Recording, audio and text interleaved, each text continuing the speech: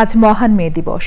শ্রমজীবী মানুষের অধিকার, নিরাপদ কর্মপরিবেশ ও ন্যায্য মজুরির দাবিতে বিশ্বজুড়ে পালিত হচ্ছে দিনটি। তবে এখনো নিম্ন মজুরিতে কাজ করে যাচ্ছেন দেশের চা শ্রমিকরা। শ্রমিক অধিকার নিশ্চিতের দাবি জানিয়েছেন তারা। রিয়াজ ইসলামের রিপোর্ট। বান্ডেল থাকলে প্রতি সেনমানিতে টাকা বাঁচবে। বিকাশ সেনমানি বান্ডেল কিনে জিতুন প্রতি লেনদেনে। ছবির মতো সুন্দর এই রাজ্যের আড়ালে লুকিয়ে আছে বঞ্চনার এক দীর্ঘ ইতিহাস। লক্ষাধিক শ্রমিক প্রতিদিন হাড়ভাঙা পরিশ্রম করেন এসব বাগানে। পারিশ্রমিক হিসেবে মজুরি পান ১৭০ টাকা। আর্থিক টানাপোড়েন, বাসস্থানের দুরবস্থা, শিক্ষা ও স্বাস্থ্য সুবিধার অভাব যেখানে নিত্যসঙ্গী, সেখানে জীবন সম্পর্কে শুধু আক্ষেপই ঝরে তাদের কণ্ঠে।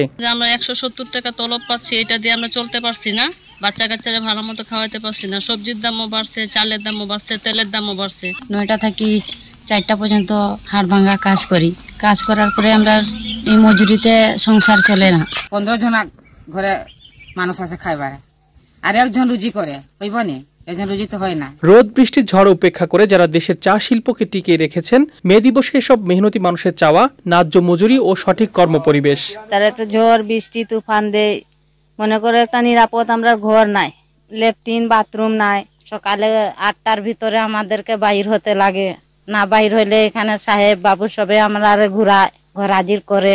বর্তমানে দেশের যে দ্রব্যমূল্য অবস্থা, 300 টাকা আসলে কোনো দাবি না, কমসে কম 500 টাকা হওয়া দরকার। নারী শ্রমিকরা শ্রম অধিকার বিষয় বুঝতে না পারায় নানাভাবে বঞ্চিত হচ্ছেন বলে জানান শ্রমিক নেতারা। চা বাগানের নারী শ্রমিকরা মে দিবসের তাৎপর্য আজও বুঝে উঠতে পারেনি। আজকে স্বাস্থ্য ঝুঁকিতে আছে চা বাগানের চা শ্রমিক নারীরা। উঁচু নিচু পাহাড়ের মধ্যে চা চয়ন করে মাথায় বুঝা নিয়ে টিলা গাং সরা পের হতে হয়। অনেক মায়েরা এটা নিয়ে স্বাস্থ্য ঝুঁকিতে আছে। শ্রমিকদের অধিকার রক্ষায় সমাজ ও সরকারকে সচেষ্ট হতে হবে বলে জানিয়েছেন শ্রমিক নেতারা।